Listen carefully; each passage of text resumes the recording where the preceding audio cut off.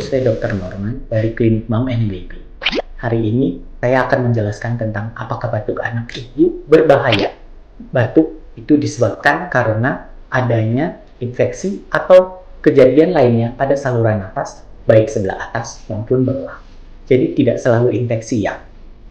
Bila terjadi infeksi, bisa pada saluran napas atas dan bisa karena pada saluran napas bawah yang diakibatkan oleh virus ataupun bakteri. Batuk ini menjadi berbahaya bila berkepanjangan, mengakibatkan peradangan pada paru, atau mengakibatkan kesulitan anak bernapas, sehingga udara tidak dapat masuk ke paru dan mengalami pergantian di darah. Beberapa tanda bahaya yang harus diperhatikan pada anak yang batuk. Bila anak batuk lebih dari 1 minggu, mengalami sesak napas, napas menjadi cepat, tidak mau makan atau minum, atau aktivitasnya menurun, atau perubahan warna pada kulit maupun bibir anak.